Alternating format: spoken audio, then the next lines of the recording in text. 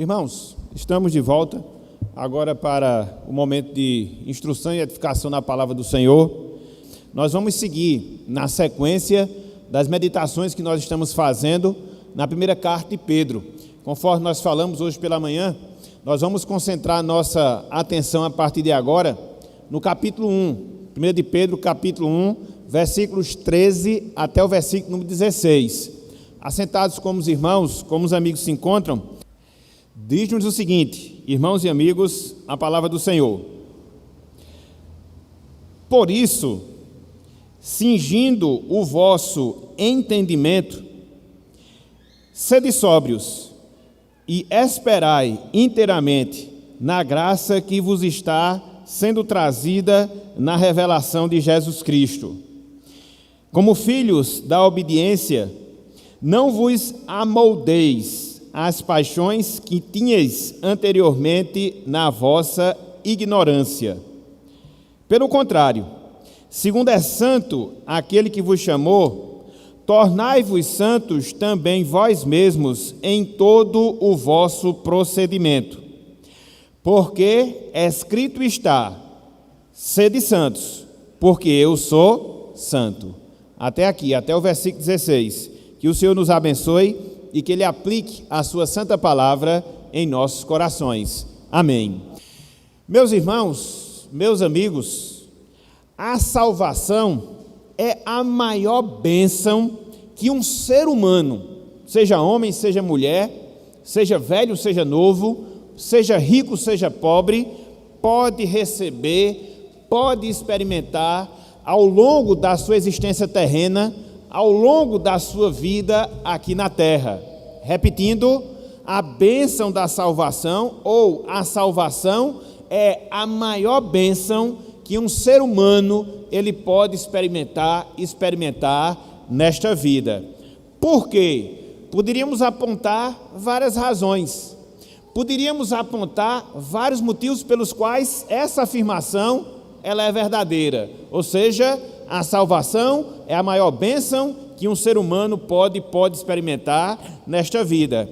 Em primeiro lugar, nós poderíamos destacar que a salvação, irmãos e amigos, consiste numa mudança tão profunda, mas numa mudança tão profunda de vida, que ela é comparada a uma ressurreição espiritual. É você estar morto para Deus e, através da salvação, reviver para que assim você possa ter uma vida do agrado do Senhor. Mas não só isso.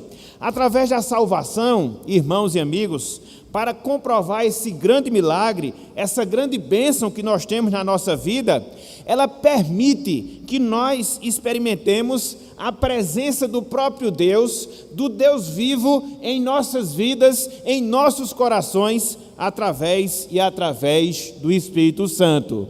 E mais ainda, através da salvação, irmãos e amigos, nós somos introduzidos à família de Deus. Sim, nós nos tornamos filhos e filhas de Deus, consequentemente, nós nos tornamos herdeiros da herança eterna preparada desde toda a eternidade. E aí nós poderíamos falar várias razões, e aí nós poderíamos dar vários motivos pelos quais, de fato, verdadeiramente, a salvação é a maior bênção que um ser humano pode receber, que um ser humano ele pode experimentar na sua vida. Contudo, meus irmãos, meus amigos, a salvação, ela não consiste apenas de bênçãos, ela não consiste apenas de privilégios que nós temos da parte de Deus, que nós temos da parte do Senhor. Não, em absoluto.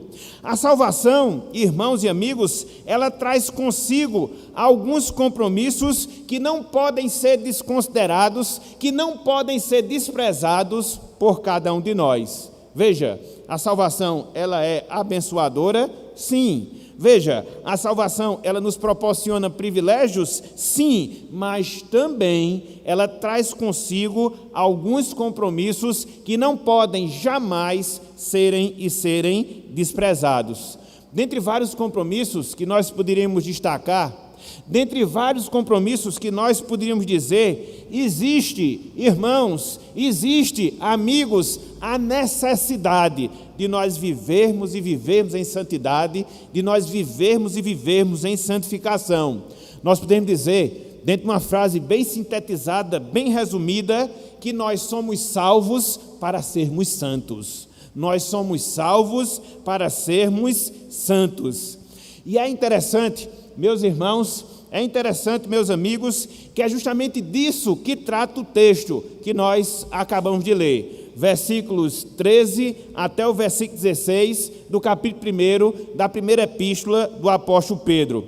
É interessante que desde o início da carta, o apóstolo Pedro, ele vinha falando da bênção da salvação. E nós já vimos isso através de meditações, através de sermões anteriores. Por exemplo, Pedro, ele fala da obra da salvação ou da salvação como obra do Deus Trino. Versículo 2, a gente encontra isso. Pedro, ele fala que a salvação, ela resulta na obra da regeneração, no fato de nós nascermos de novo. Versículo 3, parte B, fala disso. Mas não só isso, Pedro, ele diz que a salvação é a grande fonte que nós temos de alento na nossa tribulação. Versículo 5 e também versículo 6. E não só isso, Pedro fala que a salvação, ela fora anunciada desde o Antigo Testamento, ou seja, no versículo 10. E a partir desse trecho aqui, do versículo 13 até o capítulo 3, versículo 12, Pedro vai trazer os desdobramentos práticos, as implicações práticas da salvação. A gente não pode perder esse link, a gente não pode perder essa ligação.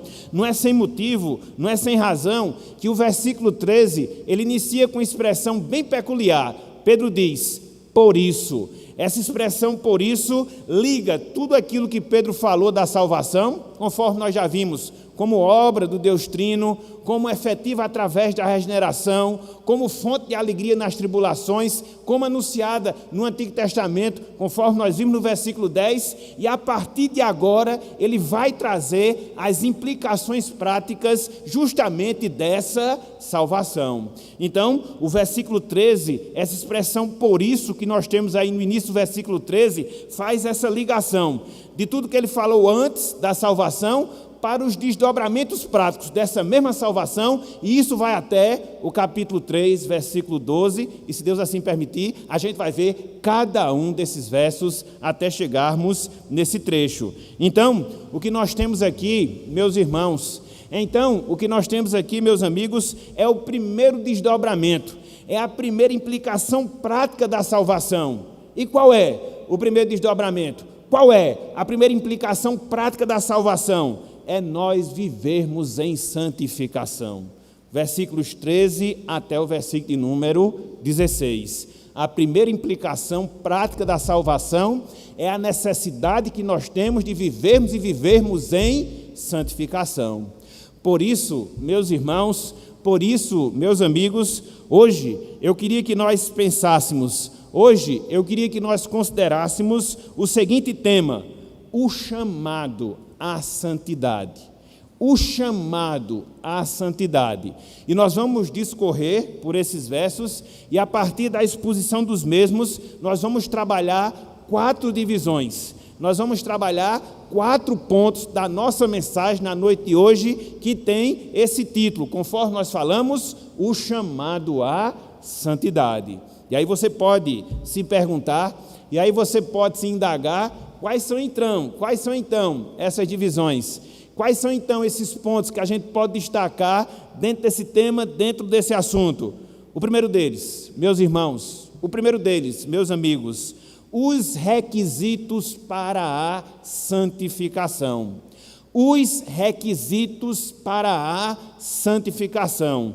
E aqui eu queria concentrar a atenção apenas no versículo 13. 1 de Pedro, capítulo 1, versículo 13. Acompanhe conosco, por favor, a leitura dessa passagem e depois nós vamos passar para a explicação da mesma. 1 de Pedro 1, versículo 13. Diz o seguinte: por isso, cingindo o vosso entendimento, sede sóbrios e esperai inteiramente na graça que vos está sendo trazida na revelação de Jesus Cristo. O que é um requisito, meus irmãos? O que é um requisito, meus amigos? É uma condição que deve ser cumprida, em termos bem diretos, em termos bem resumidos. E é interessante que no caso aqui do versículo 13, Pedro, ele destaca 3 requisitos, 3 condições que devem ser observadas por cada um de nós, para que, através da observância dessas condições, nós possamos desenvolver a santidade, nós possamos desenvolver a santificação em nossas vidas. Se nós não atentarmos para esses requisitos, se nós não nos submetermos a essas ordens, a gente não pode desenvolver uma vida de santidade. E quais são então essas 3 condições? Quais são então esses 3 requisitos que Pedro coloca aqui no versículo 13, através dos quais nós temos condições de desenvolvermos uma vida de santidade, de desenvolvermos uma vida de santificação? Primeiro deles, irmãos, amigos, nós devemos cingir o nosso entendimento. Nós devemos cingir o nosso entendimento. É por isso que ele diz logo na parte inicial, cingindo o vosso entendimento. Cingindo o vosso entendimento. A palavra cingir, ou o verbo cingir, que nós encontramos aqui no versículo 13, ele tem, irmãos, amigos, um significado bem interessante, mas um significado bem interessante mesmo, e ele era facilmente entendido, ele era facilmente compreendido por aquelas pessoas que viviam no Antigo Oriente, nos tempos do apóstolo Pedro, nos tempos em que Pedro escreveu aqui essa carta, em que Pedro escreveu aqui essa epístola. Essa expressão aí, cingir, que Pedro coloca, tem a ver literalmente com você amarrar as pontas de uma túnica na cintura através de um cinto. É por isso que ele diz cingir os lombos, que muitas vezes nós encontramos nas Escrituras Sagradas. Isso era muito comum, meus irmãos, isso era muito comum, meus amigos, pois, conforme nós sabemos, a túnica era um tipo específico de vestimenta, característico do mundo oriental, que era bem parecido com uma bata bem longa, para a gente poder trazer à memória a ideia do que era uma túnica. E aí, para que as pessoas pudessem ter liberdade para correr, se fosse o caso, para que as pessoas pudessem ter liberdade de fazer algum tipo de atividade, eles levantavam um pouco a túnica, amarravam no cinto, para que essa liberdade pudesse ser dada. Então Pedro, ele extrai essa expressão dentro desse contexto, ele extrai essa expressão dentro dessa realidade. Cingir. Já a palavra entendimento, que Pedro aqui coloca, tem a ver, meus irmãos, tem a ver, meus amigos, com a nossa consciência. Tem a ver com aquilo que ocupa os nossos pensamentos, com aquilo que nós temos em nossas mentes, com aquilo que nós refletimos em nossa vida, em toda a nossa vida. É a palavra entendimento que Pedro usa aqui. Dessa forma, quando você junta esses 2 significados, cingir e entendimento, dentro dessa pequena explicação que aqui nós demos, nós entendemos, meus irmãos, meus amigos, que Pedro, ele está recomendando aos irmãos para os quais ele está aqui falando, para que os irmãos deixassem livres os seus pensamentos em relação ao mundo, em relação à carnalidade, em relação às preocupações com esta vida, ou seja, as preocupações terrenas. Em outras palavras, Pedro aqui os aconselha a se concentrar, ou concentrar os seus pensamentos em Deus, concentrar seus pensamentos em sua palavra, concentrar seus pensamentos no reino de Deus, concentrar seus pensamentos na sua obra.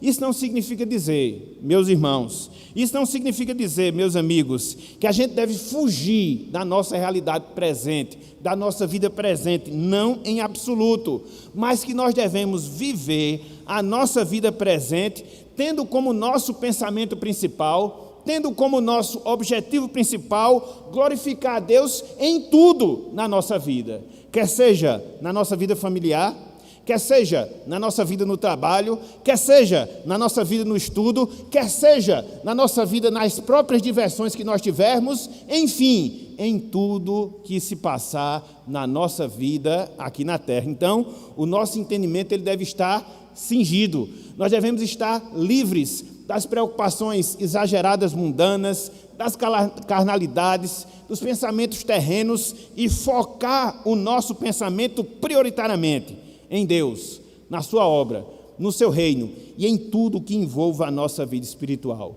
Isso na prática é o que significa cingir o nosso entendimento. Mas não só isso. Pedro, ele dá uma segunda condição, através da qual nós conseguimos desenvolver a nossa santificação. Ou seja, nós devemos ser sóbrios. Nós devemos ser sóbrios. É por isso que ele diz, sede sóbrios, sede sóbrios. Essa palavra sóbrio que Pedro usa aqui no versículo 13, significa, meus irmãos, significa, meus amigos, estar lúcido, significa estar sem influência de qualquer composição tóxica, aqui especificamente do vinho, que era a composição tóxica característica nos tempos de Pedro. Na prática, meus irmãos, na prática, meus amigos, significa estar consciente, significa estar atento à vinda gloriosa do nosso Senhor e do nosso Salvador, Jesus Cristo. Dessa forma, Pedro aqui ele está requerendo que os irmãos eles tivessem domínio próprio, a tal ponto que nada, a tal ponto que ninguém tirasse deles a certeza, a convicção do retorno glorioso do seu Salvador.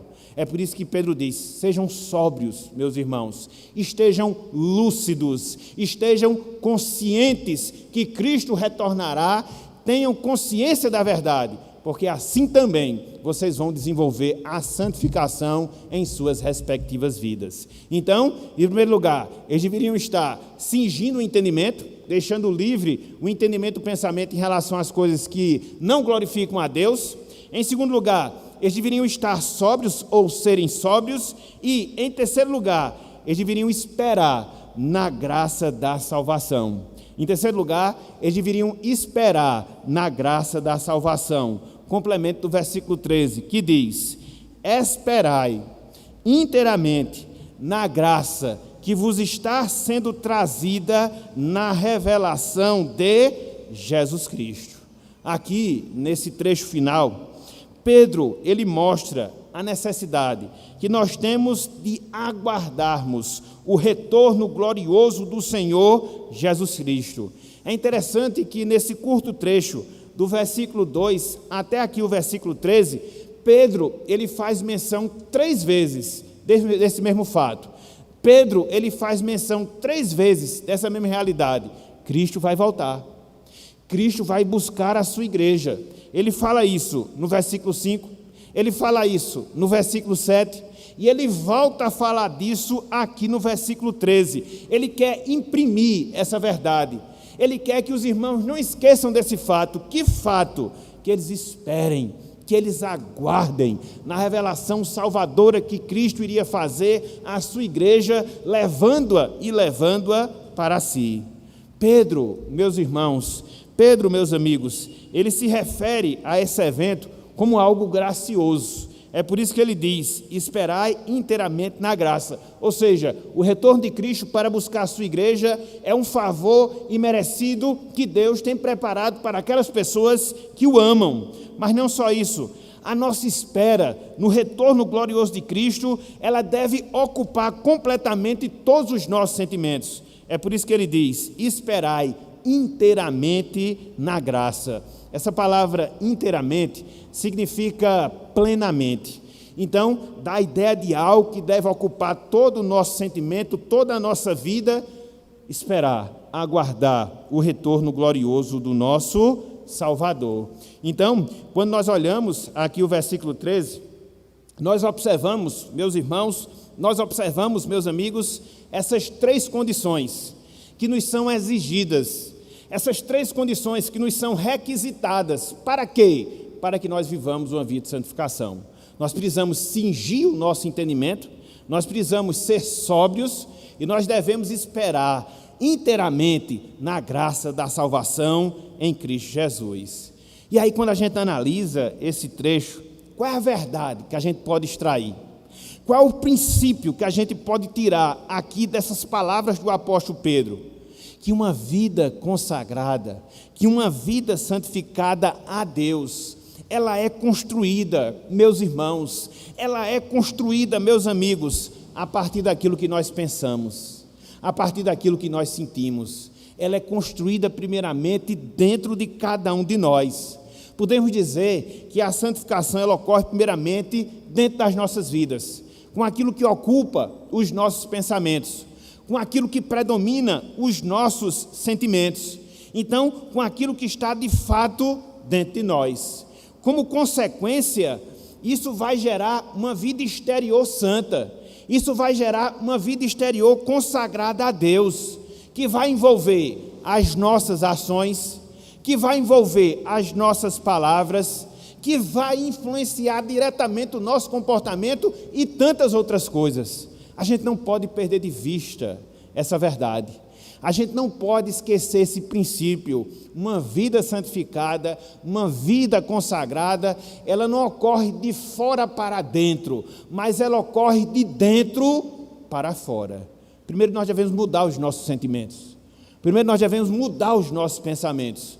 Quando isso se dá, quando isso ocorre, aí sim nós vamos ter uma vida verdadeiramente consagrada, uma vida verdadeiramente santificada para a honra e para a glória do nosso Deus.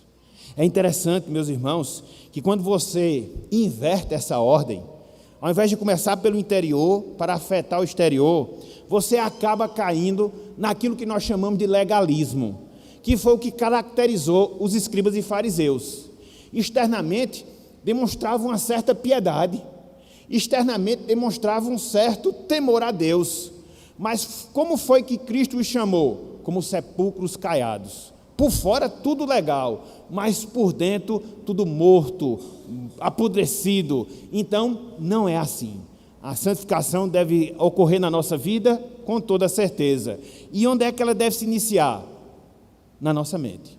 Onde é que ela deve se iniciar? No nosso coração. E aí afetar exteriormente a vida de cada um de nós. Quem está dizendo isso aqui é o apóstolo Pedro, inspirado pelo Senhor. Então, em primeiro lugar, o que é que nós temos? Requisitos. Em primeiro lugar, o que é que nós encontramos? As condições para uma vida consagrada, as condições para uma vida santificada. Cingir o entendimento, ser sóbrio e esperar inteiramente na graça salvadora de Cristo.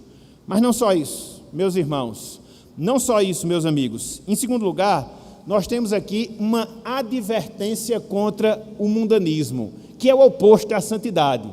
Nós temos uma advertência contra o mundanismo, que é o oposto de santidade.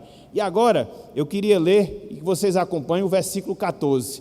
1 de Pedro 1, versículo 14. Diz o seguinte a palavra do Senhor: como filhos da obediência, não vos amoldeis às paixões que tinhais anteriormente na vossa ignorância. Como filhos da obediência, não vos amoldeis às paixões que tinhais anteriormente na vossa ignorância. Aqui nesse trecho do versículo 14, Pedro, irmãos e amigos, ele repreende os seus ouvintes a quê? A não retornarem à sua antiga forma de viver, marcada pelo mundanismo, marcada pela carnalidade.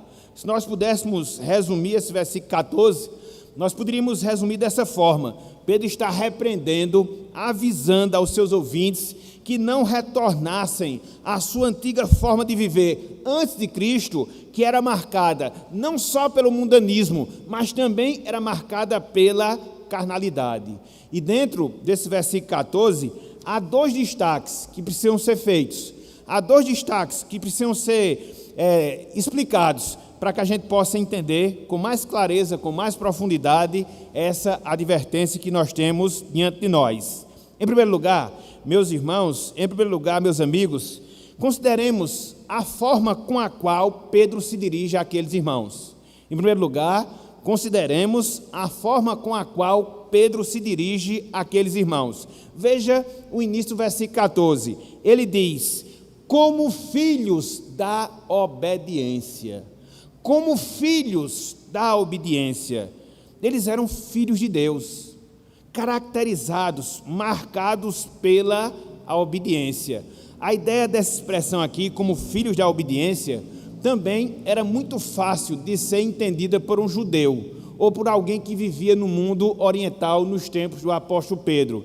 A ideia aqui é de filhos que são cunhados, é de filhos que são esculpidos através da obediência. Essa é a ideia original no texto, que muitas vezes não fica tão clara quando nós fazemos a leitura dentro da nossa tradução. Então, essa maneira através da qual Pedro se dirige para aqueles irmãos, aponta para a condição deles, como pessoas salvas, como pessoas remidas, como pessoas redimidas por Jesus Cristo. Eles eram tidos não como filhos da desobediência, mas eles eram tidos como filho da obediência. A obediência marcava as suas vidas, a obediência caracterizava a sua existência aqui na terra. Onde há santidade, meus irmãos, onde há santidade, meus amigos, automaticamente há obediência. O Cristo Salvador é o mesmo que é Senhor, e como Senhor, Ele requer de nós que nós andemos em obediência à sua palavra. Então, Pedro se dirige àqueles crentes dessa forma: vocês são filhos da obediência, vocês são caracterizados pela obediência, vocês estão sendo esculpidos na obediência. É o primeiro destaque. O segundo destaque é a advertência em si, é a lembrança em si que Pedro faz. E qual é a advertência? Qual é a proibição que Pedro coloca? A palavra de Deus ela é clara, quando diz: não vos amoldeis às paixões. Não vos amoldeis às paixões. A palavra amoldar, que nós temos aqui no versículo 14, significa tomar forma. Ou, se nós fôssemos fazer uma tradução bem literal, entrar no esquema, literalmente falando. No caso do texto, não se deveria tomar a forma do mundo, no que diz respeito às suas paixões, no que diz respeito aos seus prazeres. Uma vez que aqueles irmãos eram salvos, uma vez que aqueles irmãos eram filhos de Deus, uma vez que aqueles irmãos eles eram regenerados, eles não podiam, meus irmãos, eles não podiam, meus amigos, retroceder, voltando às antigas práticas que caracterizaram as suas vidas antes deles conhecerem a Cristo, antes deles conhecerem ao Senhor. É por isso que Pedro diz: da vossa ignorância. Então, antes de Cristo, vocês estavam presos às paixões. Antes de Cristo, vocês estavam presos às práticas mundanas, às práticas carnais. Agora mais não. Vocês não podem tomar a forma do mundo. Vocês não podem ter como padrão o mundo. Não, muito pelo contrário. Afastem-se das paixões, afastem de seus prazeres, não tome a forma do mundo no seu comportamento e na sua vida terrena, ou seja, na sua vida aqui na terra. Então, é a advertência que Pedro faz contra o mundanismo, que é o oposto da santidade. E é interessante, meus irmãos, meus amigos, que o verso 14 aqui aponta para uma outra verdade, aponta para um outro princípio, que a gente não pode também esquecer nas nossas vidas. Que princípio é? Que verdade é? Que nós, irmãos e irmãs, corremos o risco, caso nós não foquemos em Cristo, de voltar a vivermos como ímpios. Prestem atenção nesse ponto, prestem atenção nessa verdade.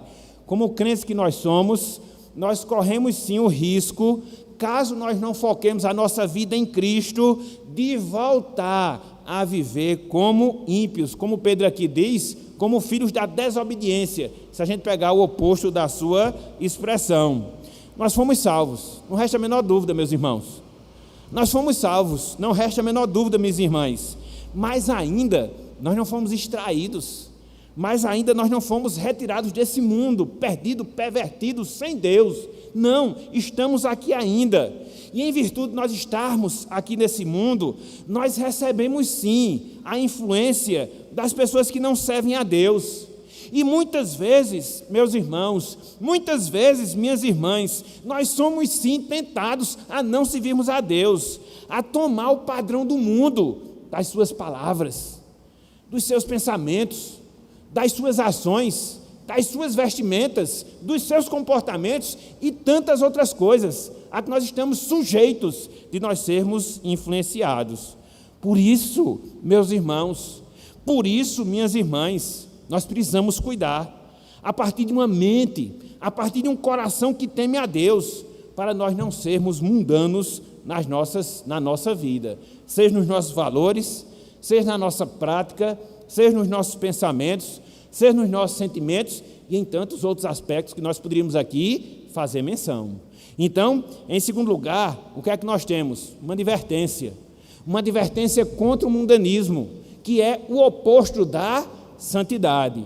Mas não só isso, meus irmãos, não só isso, meus amigos. Em terceiro lugar, nós encontramos uma exortação à santidade. Em terceiro lugar, nós encontramos uma exortação à santidade. Veja aí o versículo 15, 1 de Pedro capítulo 1, versículo 15. Diz o seguinte, a palavra do Senhor: pelo contrário, segundo é santo aquele que vos chamou, tornai-vos santos também, vós mesmos, em todo o vosso procedimento. Repetindo, pelo contrário, segundo é santo aquele que vos chamou, tornai-vos santo também vós mesmos, em todo o vosso procedimento. O que é que nós temos aqui, meus irmãos? O que é que nós temos aqui, meus amigos? Uma ordem inspirada, uma ordem emitida pelo apóstolo Pedro aos seus ouvintes. Para quê? Para que eles seguissem, preste atenção nisso, para que eles seguissem o caráter santo de Deus em todas as áreas das suas vidas. Se nós pudéssemos resumir, era isso, ou na verdade é isso que está sendo colocado diante de nós, que Deus está nos falando na noite de hoje, ou seja, que nós devemos seguir o caráter santo de Deus em todas as áreas das nossas vidas. Ser santo, meus irmãos, ser santo, meus amigos, na prática significa ser separado. A palavra kadosh, do hebraico, a palavra hagios, do grego, sempre tem essa conotação, sempre tem esse significado, cortado, separado, distinto. Então, ser santo é isso, é observar essas interpretações, é observar esses significados, melhor dizendo. Então, se no verso anterior nós temos uma ordem negativa para viver em santidade, e qual é a ordem negativa? Não vos amoldeis. Aqui você tem uma ordem positiva. Qual é a ordem positiva? Seja santo assim como Deus é santo. Então veja que o ensino da santidade, ele é trabalhado nos dois aspectos. No aspecto negativo, naquilo que a gente não deve fazer. E o que é que a gente não deve fazer? Tomar o padrão do mundo. Não. E o que é que nós devemos fazer? Seguir o caráter santo de Deus. Então Pedro, ele mata a questão trabalhando os dois aspectos. Negativo, o que nós não devemos fazer, e positivo, o que nós devemos fazer para quê? Para nós termos uma vida e vida de santidade. E é interessante, meus irmãos, é interessante, meus amigos, porque quando você analisa aqui o versículo 15, você observa pelo menos quatro aspectos dessa ordem que Pedro aqui nos dá. Sejam santos, sejam separados, sejam santos, sejam distintos desse mundo. E quais são esses aspectos? O primeiro deles é que é uma ordem baseada no caráter do próprio Deus. Uma ordem baseada no caráter do próprio Deus. É por isso que Pedro diz: segundo é santo aquele que vos chamou. Deus é santo, meus irmãos, meus amigos, em essência. Na verdade, conforme nós vimos, inclusive na abertura do nosso culto na noite de hoje, lá em Apocalipse capítulo 4, e não só lá em Apocalipse capítulo 4, mas também lá em Isaías capítulo 6, a Bíblia diz que Deus ele é 3 vezes santo, santo, santo, santo. Esse é o único atributo de Deus que é 3 vezes, que é repetido 3 vezes na palavra do Senhor. Santo, santo, santo, santo. Deus ele é separado, meus irmãos. Deus é separado, meus amigos, de tudo aquilo que é mal, de tudo aquilo que é pecaminoso. Por isso, Deus ele tem toda a prerrogativa. Por isso, Deus ele tem toda a condição de exigir de nós que sejamos santos, assim como Ele, Deus, Ele é santo. Então, em primeiro lugar, nós temos aqui uma ordem. E essa ordem é baseada no próprio caráter de Deus. Deus é santo, por isso nós devemos ser santos. Mas não só isso. Em segundo lugar, é uma ordem daquele que salva. É uma ordem daquele que salva. É por isso que Pedro diz: segundo é santo aquele que vos chamou. Deus nos chamou, meus irmãos. Deus nos chamou, minhas irmãs, das trevas para a sua maravilhosa luz.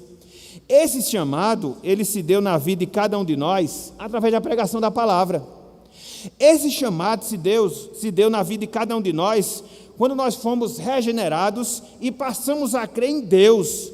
Por isso, esse mesmo Deus que nos chamou, por isso, esse mesmo Deus que nos salvou, agora nos ordena a quê? A nós nos consagrarmos a Ele.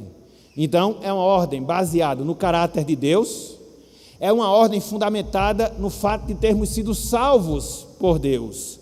Mas não só isso, é uma ordem, meus irmãos, é uma ordem, meus amigos, de caráter progressivo. É uma ordem de caráter progressivo. Veja o que o restante do texto diz: tornai-vos santos também vós mesmos em todo o vosso procedimento. Eu queria chamar a atenção para essa expressão aqui, tornai-vos. Eu não vou explicar em detalhes as implicações dela, em virtude de ser um pouco complexo dentro do original grego, mas a ideia que essa expressão aqui ela traz, a ideia que essa expressão aqui aponta é para algo que está em desenvolvimento, de algo que está em andamento. A construção do verbo no original dá justamente essa ideia. Então, a santidade na vida de um servo de Deus, a santidade na vida de um crente, ela não é alcançada plenamente, ela não é alcançada automaticamente, mas existe uma progressão em todo esse processo, e Pedro diz isso, através dessa palavra que ele usou aqui, tornai-vos santos. Então sejam tornados santos diariamente, continuamente, progressivamente em toda a sua vida. Há um aspecto da santidade que acontece na nossa vida de maneira automática, quando nós somos salvos em si. Mas há outro aspecto da santidade que não. Ele vai sendo desenvolvido, ele vai sendo construído, ele vai sendo aperfeiçoado na nossa vida, e é isto que Deus ele requer de nós. Às vezes a gente termina se equivocando ao longo da nossa caminhada cristã, que a gente quer ter uma santidade plena, imediata. Não, meus irmãos, isso é um processo que se dá ao longo de toda a nossa vida. Agora tem que começar. E começa quando? Quando Deus nos separa para a salvação, quando Ele nos regenera. E a partir desse instante, nós vamos nos desenvolvendo gradativamente ao longo de toda a nossa vida nesse processo, ao que nós chamamos de processo de santificação.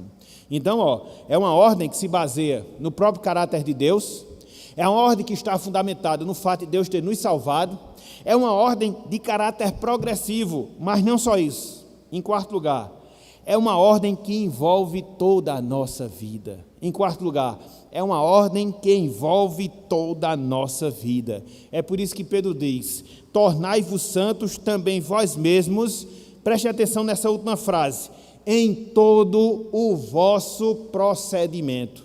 Em todo o vosso procedimento. Todas as áreas, meus irmãos, todas as áreas, meus amigos, da nossa vida, elas devem ser aplicadas à santidade. A gente não pode dividir a nossa vida em compartimento. Eu tenho uma vida santa quando eu estou na igreja, mas no meu trabalho eu faço o que é necessário. Se for possível, eu uso até artifícios mundanos. Não. Eu vivo uma vida consagrada, santificada na igreja, mas dentro do meu contexto familiar, não. As regras são minhas. Não, meus irmãos, em absoluto. A vida de santidade, ela deve caracterizar todos os aspectos da nossa vida. No trabalho, eu devo viver para a glória do Senhor. Nas minhas diversões, eu devo fazê-las para a glória de Deus. Quando eu estou na igreja, da mesma forma. Na minha vida familiar, segue-se o mesmo princípio. No meu contexto de amizade, obedece a mesma regra. É assim. Não há como você dividir em compartimentos a sua vida. Aqui eu vou ver em santidade. Aqui não. Aqui eu vivo consagrado a Deus. Aqui não. Não é isso que a Bíblia ensina. Não é isso que a palavra de Deus nos mostra. O texto aqui é muito claro nesse aspecto. Então você encontra aqui 4 aspectos da ordem que Pedro nos dá. Ela parte do caráter santo de Deus, ela é motivada no fato de Deus ter nos salvado, ela é uma ordem de caráter progressivo e ela deve envolver toda a nossa vida aqui na terra. E isso, meus irmãos, e isso, meus amigos, aponta para uma outra verdade, aponta para um outro princípio, aponta para uma outra regra que nós devemos considerar em nossas vidas. Ou seja, que a santidade, ela não é opcional, ela é obrigatória para todo aquele que é crente em Cristo Jesus. A santidade, ela não é opcional, ela é obrigatória para todo e qualquer servo de Cristo Jesus aqui na terra. A gente não pode, meus irmãos, a gente não pode, minhas irmãs, ser santo na nossa vida quando nós acharmos conveniente. Não, agora sim, eu vou viver uma vida consagrada. Tive um sentimento de Deus, fui tocado por Deus, agora eu vou desenvolver. Não. Nós não devemos viver em santidade nos tempos que nós acharmos adequados. Aqui é bom viver em santidade. Estou precisando pedir alguma coisa ao Senhor, então vou me consagrar porque Ele vai me dar. Não. Nem tampouco em áreas específicas da nossa vida. Não, vou ver em santidade na minha vida familiar, porque eu quero ter uma vida abençoada. Sim, mas não é só nesse aspecto, é em todos os outros que caracterizam e que marcam a sua vida aqui na terra. Deus, meus irmãos, Deus, minhas irmãs, Ele exige de nós que nós andemos em santidade em toda a nossa vida até chegarmos à eternidade.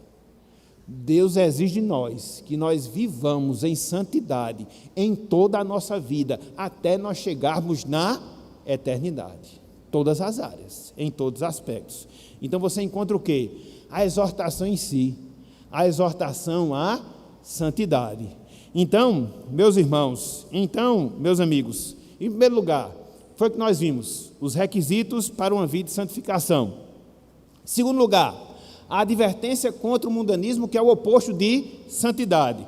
Em terceiro lugar, a exortação à santidade. E agora, em quarto e último lugar, a base para a exortação de nós vivermos em santidade. O fundamento, o alicerce para nós vivermos em santidade, através do qual Pedro aqui ele nos exorta. E onde é que nós encontramos isso? Versículo 16, não estou saindo do texto. 1 de Pedro 1, versículo 16. Veja aqui o que nos diz a palavra do Senhor. Porque escrito está: sede santos, porque eu sou santo. Então aqui nesse verso, no verso 16, Pedro fundamenta a sua ordem de nós desenvolvermos a santidade. Aonde? No Antigo Testamento, meus irmãos, no Antigo Testamento. Apesar de Pedro falar na autoridade de alguém que estava sendo inspirado por Deus, como de fato estava, ele faz uso, aqui nesse trecho do versículo 16, do Antigo Testamento, para mostrar aos seus ouvintes e para nos mostrar hoje essa exigência, essa ordem que Deus faz ao seu povo, que esse povo viva e viva em santidade. E qual é o texto do Antigo Testamento que Pedro faz uso para fundamentar a sua exortação? Pelo menos 2, eu vou destacar apenas um. Levítico capítulo 11. Abram, por favor, só agora que a gente vai sair. Levítico capítulo 11, versículos 44 a 45. E tem gente que diz que é crente só no Novo Testamento, não no Antigo. Olha só que equívoco, olha só que erro. Não, meus irmãos, nós somos crentes no Antigo e no Novo Testamento. Veja que Pedro ele faz uso do Antigo Testamento para fundamentar a sua exortação aqui no Novo Testamento. Os testamentos eles se complementam. Levítico capítulo 11, versículos 44 e também o versículo de número 45. Diz o seguinte a palavra do Senhor. Lembrando que o tema de Levítico é santidade ao Senhor, né? Você encontra lá várias prescrições de Deus ao povo da antiga aliança para que eles vivessem em santidade. Então, essa regra não vai ser mudada aqui. Versículos 44 e também o versículo de número 45. Olha só o que diz aqui a palavra do Senhor. Eu sou o Senhor, letras maiúsculas, o Deus Yahvé, o Deus eu sou o que sou. Eu sou o Senhor, vosso Deus, falava Deus para Israel, povo da antiga aliança. Portanto, ou seja, concluindo, vós vos consagrareis, e sereis o quê? Santos. Deus andou, o povo de Israel.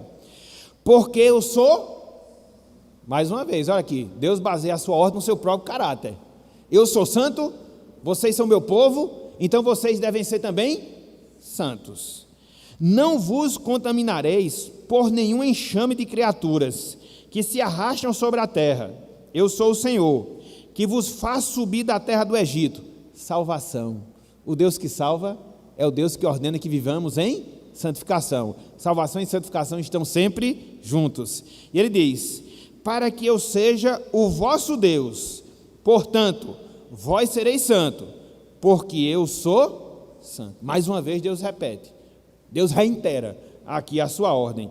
Então o que é que nós encontramos aqui? Deus exigindo, meus irmãos, meus amigos, a santidade do seu povo na antiga aliança, ou seja, do povo de Israel. Eles haviam sido salvos por Deus e agora deveriam ser consagrados ao Senhor. Estão lembrados do princípio que a gente colocou desde a introdução? A salvação é um privilégio? Sim, mas ela traz consigo obrigações, dentre várias, a santidade. É a mesma linha de raciocínio desde o início da nossa meditação. Então, o povo de Israel, eles não deveriam se conformar aos povos pagãos que rodeavam, seja no seu culto, seja na sua prática. É por isso que Deus aqui ordena que eles não se contaminassem com os enxames das criaturas, adorassem outras criaturas, que era a característica dos pagãos, ao invés de adorar a Deus. É nesse sentido aqui que há essa exortação. E também, eles não deveriam se amoldar a nenhuma das ações dos povos que os rodeavam. Eles deveriam ser santos, consagrados, separados do mundo para viver somente para Deus. Então, assim também, meus irmãos, assim também, minhas irmãs, o povo de Deus hoje, na nova aliança, ou seja, a igreja de Deus, ela deve fazer o quê? Ela deve viver e viver em santidade. A regra permanece, a regra não muda. Fomos salvos por Deus, por isso nós devemos reproduzir o seu caráter santo nas nossas vidas. Nós estamos, meus irmãos, nós estamos, minhas irmãs, no mundo para fazer a distinção, para fazer a diferença e para viver em santidade e em piedade para a glória do Senhor. Esse é o objetivo da nossa salvação também.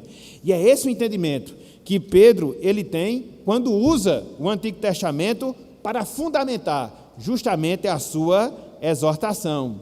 Portanto, nós encontramos aqui uma quarta verdade. Que verdade é? O povo que é salvo por Deus, obrigatoriamente, deve viver em santidade para Ele. O povo que é salvo por Deus, obrigatoriamente, deve viver em santidade para Ele. Nós não fomos salvos, meus irmãos. Nós não fomos salvos, minhas irmãs, apenas para colhermos os benefícios. Não, mas nós fomos salvos também para assumirmos os compromissos que nós temos com Deus. A vida cristã, ela tem esses dois aspectos. nós encontramos os benefícios, mas nós também temos os compromissos. Rima e não é aleatório não, é uma ligação íntima que há entre essas duas coisas. A falta de entendimento, a falta de observância desse princípio fez com que Israel se desviasse do caminho do Senhor. E a gente vê isso na história do Antigo Testamento. E hoje, nós, a Igreja de Cristo aqui na terra, é advertida também a não seguir nesse mesmo exemplo que infelizmente caracterizou o povo de Deus no Antigo Testamento. Então, qual é a base da exortação que Pedro usa para chamar o povo à santidade? O Antigo Testamento, pelo menos Levítico 11, 44 e 45. Então hoje, meus irmãos, hoje, meus amigos, nós consideramos pelo menos 4 pontos sobre a santidade que Deus ele requer e requer de cada um de nós. Em primeiro lugar, nós vimos os requisitos para a santidade: cingir o entendimento, ser sóbrio e esperar inteiramente na graça salvadora do Senhor. Em segundo lugar, nós tivemos uma advertência contra o mundanismo, que é o oposto da santidade. Nós não podemos nos amoldar às paixões que nós tínhamos no tempo da ignorância. Em terceiro lugar, nós vimos aqui a exortação à santidade. Nós devemos ser santos porque Deus ele é santo, o mesmo Deus que nos salvou. E em quarto lugar, a base para a exortação à santidade, o Antigo Testamento: sede santos porque eu sou santo, falou Deus a Israel. E diante disso, o que é que a gente faz na nossa vida? E diante disso, quais são as aplicações para nós? Algumas lições de caráter mais prático, mais direto. Separamos pelo menos 4. 3 para nós, que somos crentes. E a última para você, que porventura não é crente ainda. Então vamos lá, vamos trabalhar nessa parte final da nossa meditação. Para nós, meus irmãos, para nós, minhas irmãs, consideremos a Cristo o modelo perfeito de santidade. Consideremos a Cristo o modelo perfeito de santidade. Cristo é Deus. Isso é uma afirmativa clara que nós encontramos na palavra do Senhor. Então, se Deus é santo e se Cristo é Deus, qual é a conclusão lógica a que nós chegamos? Cristo ele é santo. Mas é apenas uma conclusão que nós extraímos da nossa mente, da nossa lógica? Não. Veja os evangelhos, Mateus, Marcos, Lucas, João, e observe a santidade de Cristo em todos os aspectos da sua vida, nos seus ensinos, no seu exemplo, nas suas palavras, nas suas obras. Então nós podemos concluir que de fato Cristo ele é santo. Então, veja o seu exemplo. Então, foque no modelo de Jesus Cristo. E a partir disso tem um parâmetro. Para quê? Para você viver em santidade. Cristo não pecou, meus irmãos. Cristo não pecou, minhas irmãs. Quer seja em palavras, quer seja em ações, quer seja em pensamentos. Então, se você quiser ser santo, se você quiser ter uma vida consagrada a Deus, o maior exemplo que você tem a ser seguido não é de pessoas, muito embora você deve considerar os bons exemplos, mas o maior exemplo que você deve seguir é o exemplo do próprio Salvador, o Senhor, Santo Salvador, Jesus Cristo. É a primeira verdade. A segunda, meus irmãos, a segunda, minhas irmãs, acatemos a ordem de Deus para nós vivermos em santidade. Acatemos a ordem de Deus para nós vivermos em santidade.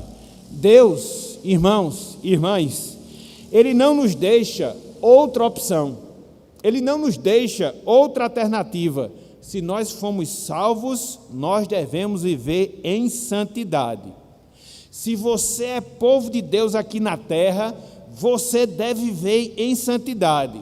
Se você não viver em santidade aqui na terra, é porque você não é povo de Deus. E se você não é povo de Deus aqui na terra, você também não será povo de Deus no céu. Não será. Não espera outra coisa não. Veja, Hebreus 12, 14. Se você não for santo aqui na terra, você não é povo de Deus. E se você não é povo de Deus aqui na terra, você não vai ser na eternidade não. Nem espere. Hebreus 12, 14. Todos nós sabemos. É só para fechar aqui o raciocínio. Olha só o que o autor sagrado diz. Segui a paz com todos e a santificação, sem a qual ninguém verá. Quem não vive vida santa na terra, não espere que vai entrar no céu não, viu? Não vai. Porque não é que seja condição, mas vai ser um resultado da salvação. Conforme a gente trabalhou aqui, ao longo de toda essa meditação. Então, acata a ordem de Deus para viver em santidade. Porque se você não vive em santidade aqui, você não vai encontrar o Senhor não. Então é tempo, é momento de nós considerarmos essa verdade. Terceiro lugar, meus irmãos, minhas irmãs, contemos com a graça do Senhor para viver em santidade.